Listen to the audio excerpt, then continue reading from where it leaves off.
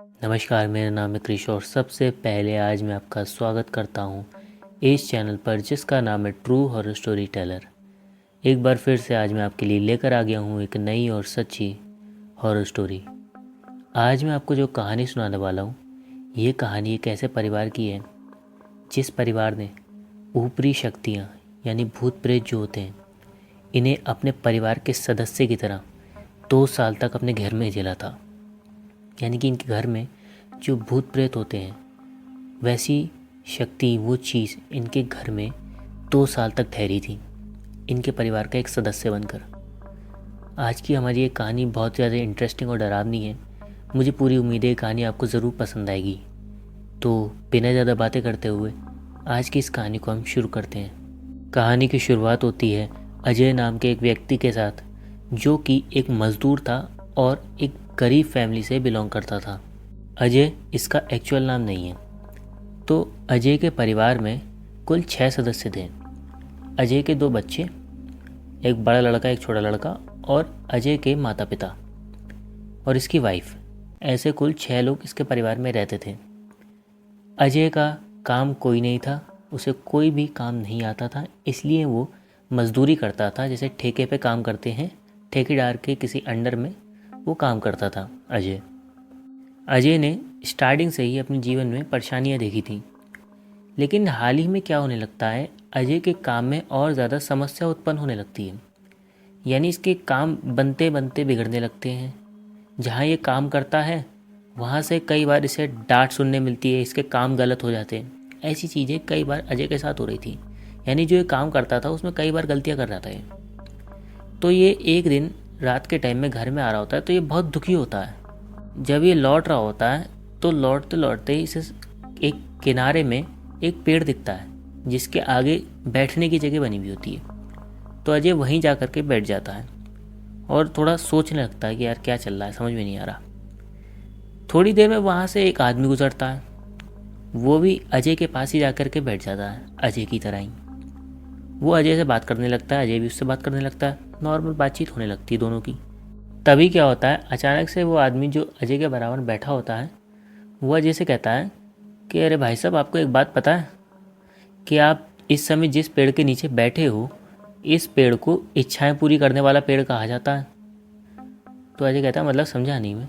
बोले हाँ, ऐसी मान्यता है आसपास के लोगों में कि इस पेड़ से अगर आप कुछ मांगते हो तो ये पेड़ आपकी इच्छा पूरी कर देता है, बस बदले में आपसे ज़िंदगी मांगता है। तो अजय कहता है मतलब मार देता है क्या, ऐसा कुछ है क्या? बोले नहीं, मारता नहीं है, ज़िंदगी मांगता है बस, मारेगा ये किसी को भी नहीं। ऐसा कहता है कि भाई इस पेड़ से ही ऐसा कह दो कि ज़िंदगी ले लो तुम, और बदले में ये तुम्हारी इच्छा पूरी कर देगा, ऐसा मान्यता है। तो अजय कहता है उस व्यक्ति से, तो तुम ही क्यों नहीं मांग लेते? तो व्यक्ति कहता है अरे मुझे भाई साहब क्या ज़रूरत, मेरे पे सब कुछ है, मेरे पे किसी चीज़ की कमी नहीं है, मैं क्यों मांगूंगा इससे? आपको अगर कुछ मांगना है तो आप कुछ मांग सकते हो इस पेड़ से, ये पेड़ आपकी इच्छा पूरी कर दे देगा। बस बदले में ये आपसे ये कहता है कि आप इसे ज़िंदगी दे दो। तुम अजय एक बार फिर पूछता है, बोले मारता थोड़ी ना होगा? बोले नहीं, मारता नहीं है, ज़िंदगी मांगता है बस। तो अजय कहता है पता ना क्या बात है, ज़िंदगी मांगता है, चलो ठीक है, मांग के देख ले रहे हैं। तो आदमी क्या कहता है, बोले अच्छा अगर आप अभी मांगना चाह रहे हो तो 1 मिनट रुक जाओ, मैं ज़रा यहाँ से चला जा रहा हूँ, मेरे जाने के बाद आप मांग लेना। तो अजय कहता है ठीक है भाई साहब, चले जाओ, मैं भी वैसे ही घर पे जाने वाला हूँ और इसी से मांगता हुआ चलता हूँ, मजाक में कहता है पेड़ से। तो वो आदमी मुस्कुराता है और वहाँ चला जाता है। अब अजय उस पेड़ से मांगता है कि मेरे पे पैसा नहीं है, बहुत परेशान हुए पैसे से, मुझे पैसा दे दो, बदले में मैं तुम्हें ज़िंदगी दूंगा।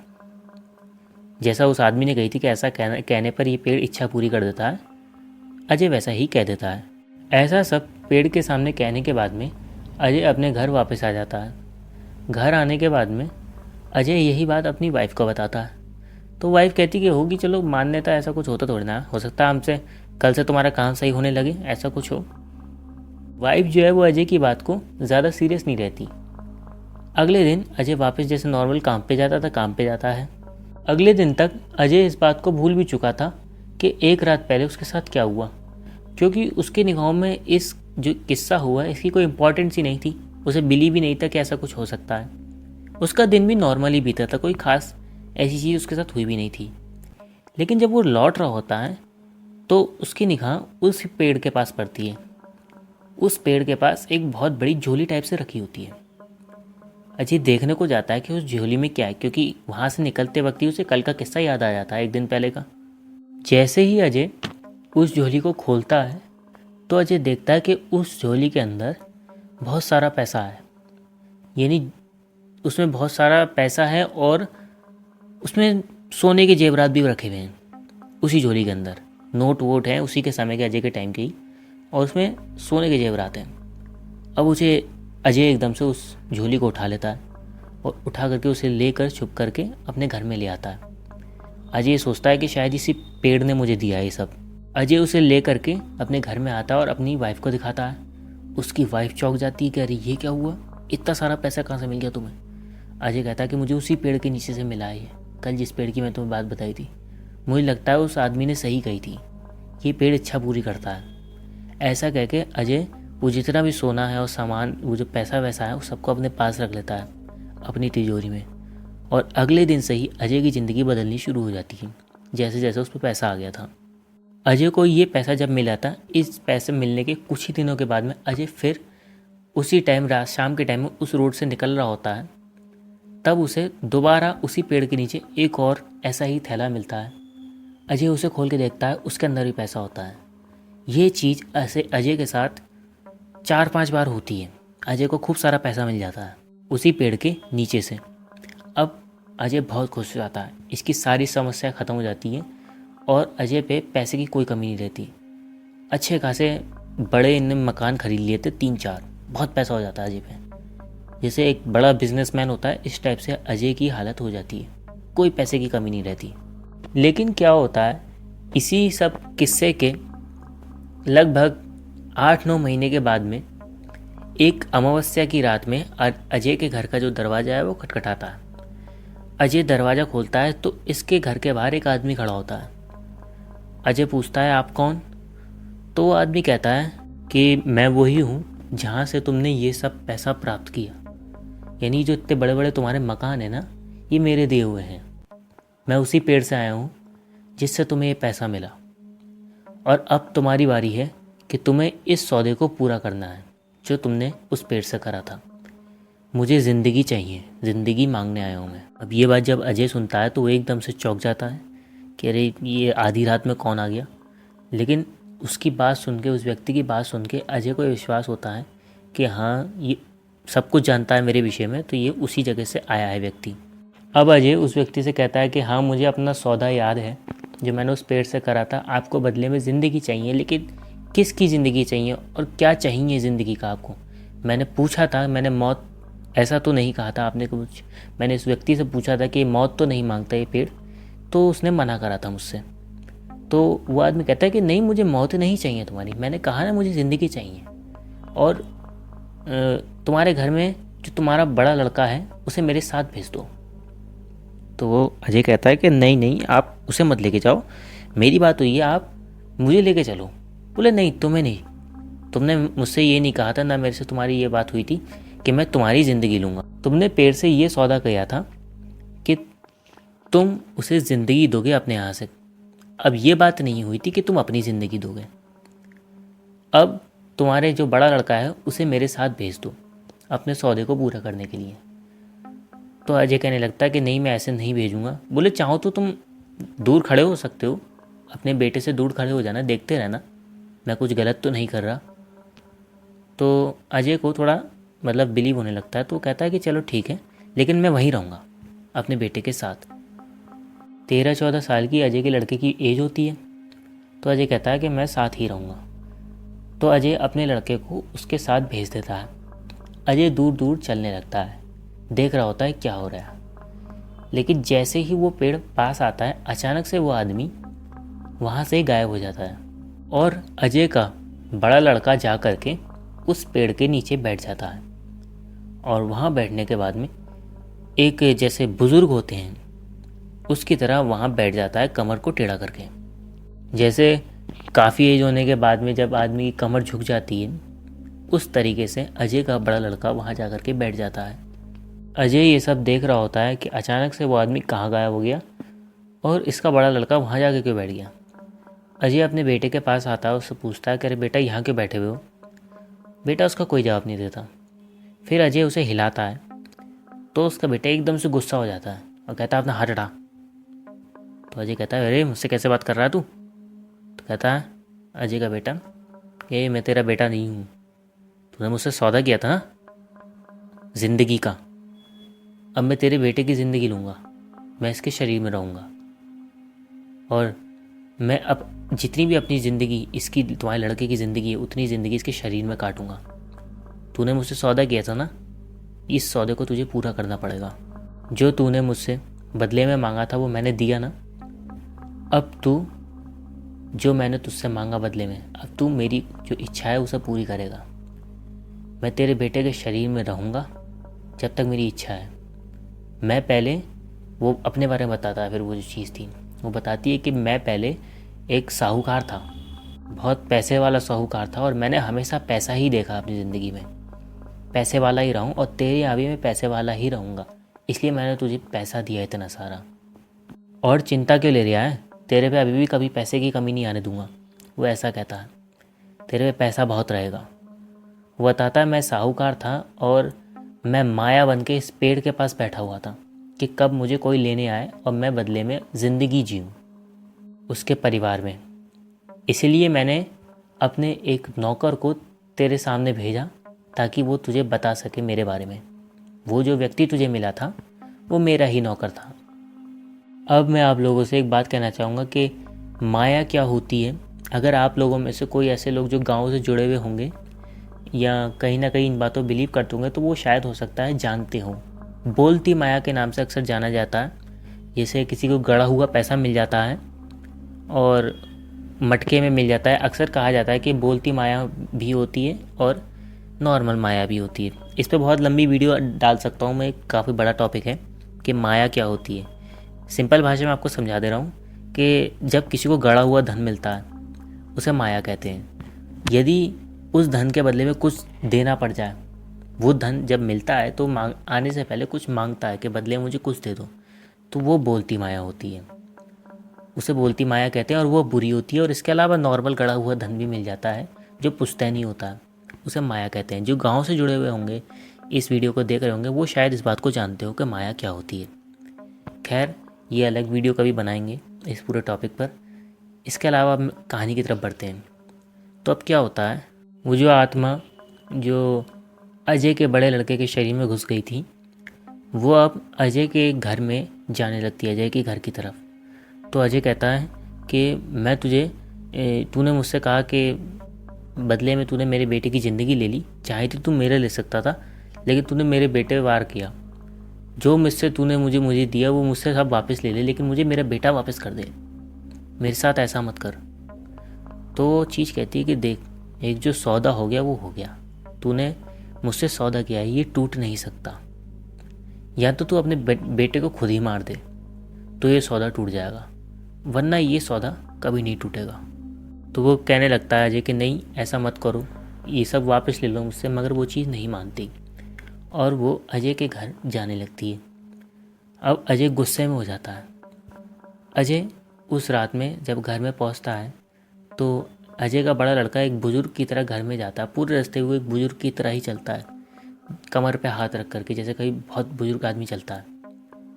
ऐसा करके वो घर में जाता है और अपने कमरे में जाकर के सो जाता है अजय का बड़ा लड़का, उसके शरीर में जो भी आत्मा थी वो। और अजय अपनी वाइफ के पास जाता है, उसे सारी बात बताता है, घर में सारी बात बताता है। तो अजय गुस्से में ये प्लान बनाता है कि कल सुबह जा कर के मैं सुबह जा कर के उस पेड़ को काट दूंगा, उसे जला दूंगा। उसने ही मेरे बच्चे को ऐसा करा है ना, तो मैं उस पेड़ को ही जला दूंगा, तो ये चीज़ अपने आप ख़त्म हो जाएगी। अजय गुस्से में ये प्लान बना लेता है। अब वो सुबह का इंतज़ार करने लगता है, लेकिन जैसे ही सुबह होती है एक ऐसी चीज़ होती है जिसका अजय को अंदाज़ा भी नहीं था।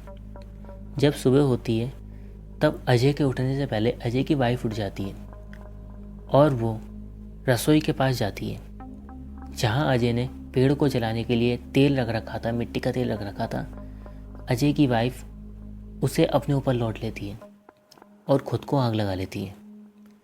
जब वो जलने लगती है तो वो चिल्लाती है। इस चीज़ से पूरा परिवार इकट्ठा हो जाता है। बड़ी मुश्किलों के साथ जाकर के पूरा परिवार उस आग को बुझाता है और अजय की वाइफ बच जाती है, लेकिन उसके हाथ, उसके पैर काफ़ी हद तक जल चुके थे। चेहरा भी किनारे किनारे से थोड़ा थोड़ा जल चुका था। बहुत बुरी हालत कर दी थी। अजय इस चीज़ से घबरा जाता है। अजय की वाइफ ये कहती कि मुझे नहीं पता ये क्या हुआ, मुझे होश तब आया जब मैं जल रही थी, इसलिए मैंने चिल्लाया। अब ये चीज़ देख के अजय का जैसे डर उसके अंदर बहुत बड़ा बैठ चुका था और उसके अंदर बिल्कुल भी हिम्मत नहीं बची थी कि वो अब कुछ कर सके। इसलिए वो कुछ नहीं करता उस पेड़ के लिए। जब अजय अपनी वाइफ को ठीक करा के और घर में लेकर आता है उसे, तो अजय का जो बड़ा लड़का था, उसके शरीर में जो आत्मा थी, वो अजय से कहती है कि अब दूसरी बात, मेरे को इस घर से दूर करने के बारे में सोचना भी मत। मैं जान से किसी को नहीं मारूंगा, लेकिन तेरे पूरे परिवार को अधमरा कर दूंगा। इतना मैं कह रहा हूँ, मैं मारता नहीं हूँ किसी को, लेकिन मौत का एहसास करा देता हूँ। ऐसा वो चीज़ कहती है और उसके बाद में अपने कमरे में वापस चली जाती है। अब अजय बहुत बुरी तरीके से डर चुका था। वो कुछ भी नहीं करता। पता नहीं कैसे कुछ दिनों बाद इस घटना के कुछ दिन ऐसे ही बीत जाते हैं। कुछ दिनों बाद अचानक से ही घर के, इसके जो अजय का घर है, इसके आंगन में एक और बैग आ जाता है, नोटों से और पैसों से भरा हुआ, जिसमें सोना था। अब अजय को वो जो पैसा था वो गुस्सा दिला रहा था। वो ये दिला रहा था, बार बार अजय को ये चीज़ याद दिलाता था कि उसने ही ये सौदा करा है। ऐसा अजय के साथ बार बार होता है, यानी हर कुछ दिनों में उसके घर में पैसा आने लगता है बार बार। अजय को ये चीज़ बहुत खल रही थी, क्योंकि वो जो चीज़ थी, वो जो आत्मा अजय के घर में आई थी साहूकार की, उसने बहुत पैसा देखा था और वो अपनी ज़रूरतों को पूरा करने के लिए ही इस घर में बार बार पैसा ला रही थी। लेकिन अजय जो था वो इस चीज़ से और ज़्यादा गिल्ट में जा रहा था और दुखी हो रहा था कि मैंने ये क्या कर दिया। इस चीज़ को और टाइम बीतता है। अजय ने अपने बेटे को आधी रात में उसके शरीर में जो आत्मा थी उसे हवाई हवा में बातें करते हुए देखा था, जैसे कई लोगों के साथ वो बातें कर रहा हो। और कई लोगों की भी हल्की हल्की थोड़ी थोड़ी आवाज़ अजय को आती थी रात के टाइम में, जैसे बहुत सारे लोगों में बातें हो रही हूँ। और अजय का बेटा वहाँ अकेला बैठा होता था। और इस चीज़ को अजय की पूरी फैमिली ने एक्सपीरियंस करा था। अजय के जो सबसे छोटा बेटा था उसने भी। पूरा परिवार एक तरीके से डर में जीने लगता है।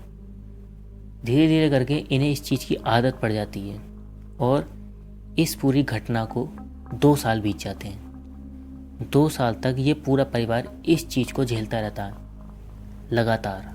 अजय का लड़के का जो स्कूल वगैरह था वो सब छूट जाता है। वो हमेशा घर में ही रहता था और पैसे की कमी कभी नहीं होती इनके पास। अजय ने कहीं जाना भी छोड़ दिया था और वो कोई काम नहीं करता था। वो बस दुखी रहता था और इस चीज़ में रहता था कि मैं किसी तरीके से अपने समय को बदल दूँ जा करके और मैं वो सौदा ना करूँ।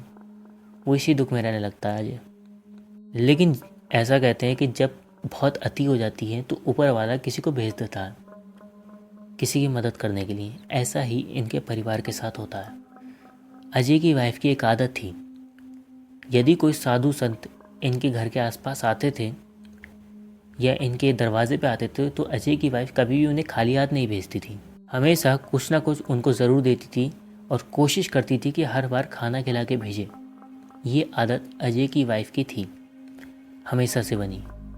ऐसा ही होता है। 2 साल के बाद में अचानक से एक दिन इनका दरवाज़ा खटखटाता है।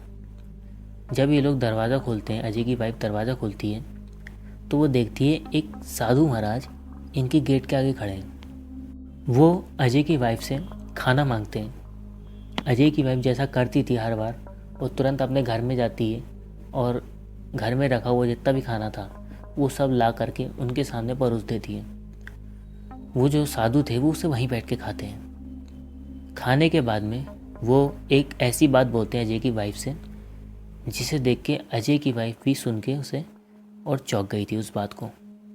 वो साधु महाराज अजय की वाइफ से कहते हैं, अभी भी बैठा हुआ है वो पेड़ से आया हुआ तुम्हारे घर में। अंदर ही बैठा है ना, चिंता मत करो बेटा, मेरे और तुम्हारे बीच की बात वो नहीं सुन पाएगा, मेरे पास आओ।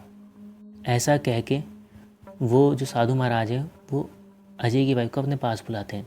अजय की वाइफ को तुरंत समझ में आ जाता है कि ये साधु महाराज जानते हैं हमारे परिवार की स्थिति, और उन साधु महाराज पे अजय की वाइफ को भरोसा भी हो जाता है कि इन्होंने बिना पूछे और बिना किसी बात के इन्हें सब कुछ समझ में आ गया। वो साधु अजय की वाइफ से कहते हैं कि 2 साल से झेल रहे हो बेटा इस चीज़ को, पेड़ से लाए थे। अजय की वाइफ कुछ भी नहीं बताती, वो साधु ही कहते हैं कि पेड़ से लाए थे, सौदा करा था तुम्हारे पति ने, दिख रहा है मुझे सब, चलो अब इस चीज़ का अंत आ गया है, इसे वापस भेजना पड़ेगा, ऐसा सब कहते हैं। अजय की वाइफ पूछती है उनसे कि महाराज आप किसी भी तरीके से हमें बचा लो, हमारे बच्चे को बचा लो, चाहे आप कुछ भी कर लो, चाहे हमारी बलि ना चली जाए, बलि ही चली जाए, कोई बात नहीं, मेरे और मेरे हस्बैंड की, लेकिन हमारा बच्चा ठीक हो जाए। तो साधु महाराज कहते हैं अरे नहीं नहीं बेटा, बलि तो अब उसकी जाएगी जो तुम्हारे घर में बैठा है। अब मैं तुम्हें एक बात ऐसी बताऊंगा जिसे तुम्हें पूरा करना है, उससे ही तुम अपने बच्चे को ठीक कर पाओगी। वो साधु जी अजय की वाइफ को एक पूजा की विधि बताते हैं और कहते हैं कि इस पूजा को तुम्हें इस दिन करना है, और उस दिन जब अब तुम इस पूजा को करो तो अपने बेटे को पहले ही बांध देना। ये जितनी भी बात मेरी और तुम्हारे बीच हो रही है, ये मेरे और तुम्हारे अलावा किसी को भी नहीं पता चलेगी। और वो साधु महाराज अजय के लिए कहते हैं कि अजय को पास ही किसी मंदिर में ले जाना, और वहाँ जा कर के ये जो बात मैं तुम्हें बता रहा हूँ यही बात अजय को भी बता देना, और ये जो पूजा है ये तुम्हें और तुम्हारे पति को दोनों को मिलकर करनी है, यानी अजय को। तो इस बात पे अजय की वाइफ कहती है कि अरे साधु जी आप ही कर दो ये पूजा, ये आप ही कर सकते हो तो आप ही कर दो। तो साधु जी कहते हैं अरे नहीं बेटा, सौदा तो तुमने किया है ना, तो तुम्हें ही करनी पड़ेगी ये पूजा, लेकिन इस पूजा के बाद में तुम चिंता मत लेना, तुम्हारा बच्चा ठीक हो जाएगा। पूजा की विधि सारी बताते हैं वो साधु, और सारा पूजा का सामग्री वगैरह सब कुछ बता देते हैं वो अजय की वाइफ को। अब अजय की वाइफ कहती है कि ठीक है, और साधु महाराज कहते हैं कि ठीक है मैं तो बता दिया, अब मैं यहाँ से जा रहा हूँ। ऐसे करके वो साधु महाराज वहाँ से चले जाते हैं। उसके बाद में अजय की वाइफ अजय को किसी बहाने से मंदिर में लेके जाती है, और वहाँ जा कर के मंदिर के अंदर ये सारी बात बता देती है। अजय भी तुरंत तैयार हो जाता है, क्योंकि वो तो एक रास्ता ढूंढ रहा था कि किसी तरीके से वो अपने इस गलती को सुधार सके और अपने बच्चे को बचाए। अजय और उसकी वाइफ दोनों किसी तरीके से इस बीच अपने जो अजय के जो माता पिता हैं और अजय का जो छोटा बेटा है उसे किसी तरीके से कहीं पर भेज देते हैं अपने रिश्तेदारों के यहाँ, और तैयार हो जाते हैं उस दिन सारी पूजा की सामग्री लेकर के पूजा करने के लिए। जैसे ही उस दिन पूजा का टाइम नज़दीक आता है, अजय और उसकी वाइफ दोनों मिल कर के अजय का जो बड़ा बेटा है उसके शरीर को रस्सियों से एक जगह बांध देते हैं और पूजा की सारी सामग्री उसके सामने तैयार कर देते हैं। वो आत्मा चिल्लाने लगती है, जो साहूकार की आत्मा थी उसके अंदर, कि एक सब क्या कर रहे हो, तुम्हारे इस पूजा से कुछ नहीं होगा, तुम कुछ नहीं कर पाओगे, और धमकियाँ देने लगती है। लेकिन ये सब बातें पहले ही उन साधु महाराज ने बता दी थी अजय की वाइफ को कि ऐसा सब कुछ हो सकता है, लेकिन तुम्हें डरना नहीं है, केवल पूजा पूरी करनी है अपनी। तो वो ये जो दोनों हस्बैंड वाइफ थे ये पहले से ही थोड़े दृढ़ थे, क्योंकि इनका ये था कि किसी भी तरीके से अपने बच्चे को आज बचाना है। तो ये दोनों किसी चीज़ से ज़्यादा मतलब डिस्टर्ब नहीं होते और पूजा करते हैं। पूजा की विधि चल ही रही होती है, वो आत्मा अजीब से रोने की आवाज़ें निकालने लगती है, चीखने चिल्लाने लगती हैं, भयानक सा माहौल पूरे घर का कर देती है। लेकिन एक बात होती है कि जब माँ बाप सोच लेते हैं कि अपने बच्चों को बचाना है तो वो किसी भी तरीके से बचा ही लेते हैं। पूरी पूजा की विधि संपन्न होने को आती है, लेकिन एंड वक्त में क्या होता है, किसी तरीके से वो जो आत्मा है, वो जो रस्सियाँ जिससे बांध रखा था उसे तोड़ देती है। अजय के बेटे को जिस रस्सी से बांध रखा था उसे तोड़ करके वो एकदम से पूजा को भंग करने की तरफ जाती है। लेकिन तभी क्या होता है, एंड वक्त पे पूजा समाप्त हो जाती है। और आखिरी क्रिया जो उन साधु महाराज ने अजय की वाइफ को बताई थी वो ये थी कि एक नारियल जो कि पूजा में रखा हुआ था उसे अपने बेटे के सर पे फोड़ देना, बिना ये सोचे कि उसे तकलीफ़ होगी, तो तुम्हारा बेटा ठीक होगा। आखिरी विधि ये थी। वो साधु महाराज पहले ही अजय की वाइफ को ये बता दिया था कि खून निकलेगा बच्चे के सर में से, लेकिन कुछ होगा नहीं, इसकी जिम्मेदारी मेरी है, सब ठीक हो जाएगा। वो ऐसा ही करती हैं, उसके सर पे एकदम से नारियल मारती हैं, नारियल फूट जाता है और वो बच्चा वहीं पे गिर जाता है, उसके सर में से खून निकलने लगता है। लेकिन वो बच्चा ठीक हो जाता है, थोड़ी देर तक बेहोश होता है, बाद में उसे होश आ जाता है और वो बिल्कुल नॉर्मल होता है। अब इनका परिवार पूरी तरीके से ठीक हो जाता है, वो आत्मा निकल जाती है इनके शरीर से। लेकिन सुबह होने के लगभग 4 बजे के आसपास इनका दरवाज़ा एक बार फिर से खटखटाता है। ये दरवाज़ा खोल के देखते हैं तो वही आदमी जो सौदा करने आया था ना, साहूकार का, जिसने सौदा किया था, कि ये बात पहली बार सबसे पहले जो आदमी मिला था, साहूकार का नौकर, वही आदमी बाहर खड़ा होता है दरवाजे पे और वो अजय से कहता है, तुमने सौदा क्यों तोड़ा? तुमने सौदा क्यों तोड़ा? तुम्हें तो सब कुछ मिला था, तुमने सौदा क्यों तोड़ा? जब वो ये बात कह ही रहा होता है, उसी आदमी के पीछे एक और व्यक्ति खड़ा होता है। मुझे उम्मीद है आप लोग समझ गए होंगे कि कौन खड़ा था उसके पीछे। उस आदमी के पीछे वही साधु महाराज खड़े होते हैं और वो कहते हैं कि मैं तेरा ही इंतज़ार कर रहा था, मुझे पता था तू इस परिवार से मिलने सुबह के टाइम में ज़रूर आएगा, मैं तेरा ही इंतज़ार कर रहा था। वो साधु महाराज एक मंत्र बोलते हैं और वो जो आत्मा जो बाहर आई थी, वो जो नौकर की आत्मा थी, जो एक तरीके से लोगों को फंसाने का काम करती थी साहूकार के लिए, वो आत्मा जो साधु जी थी उनकी माला में समाहित हो जाती है। और ये चीज़ अजय और उसकी वाइफ के सामने ही होती है। इसके बाद में जब वो आत्मा यहाँ से गायब हो जाती है तो वो साधु महाराज अजय और उसकी वाइफ से कहते हैं कि बेटा, अब तुम्हारा परिवार बिल्कुल नॉर्मल हो जाएगा धीरे धीरे करके, और सब कुछ तुम्हारे परिवार में अब ठीक हो चुका है, अब तुम्हारे परिवार में कोई भी समस्या नहीं आएगी। तो जब ऐसा सब कुछ हो जाता है तो वो साधु महाराज वहाँ से चले जाते हैं। अजय और उसके बाद साधु महाराज के हाथ जोड़ते हैं, ये सोचते हैं कि आज इन्होंने हमें बचा लिया, वरना हमारा क्या होता। दोबारा वो साधु महाराज कभी भी अजय और उसकी वाइफ को नहीं दिखे। वो कहाँ से आए थे कुछ नहीं पता इन लोगों को, लेकिन उन्होंने इनके परिवार को ठीक कर दिया था। खैर, आज की हमारी ये कहानी यहीं समाप्त होती है। कोई ऐसी बात जो आज की इस कहानी में आपको समझ में नहीं आई हो, आप मुझसे कमेंट बॉक्स में ज़रूर पूछ सकते हैं, मैं आपको उस बात का ज़रूर जवाब दूंगा।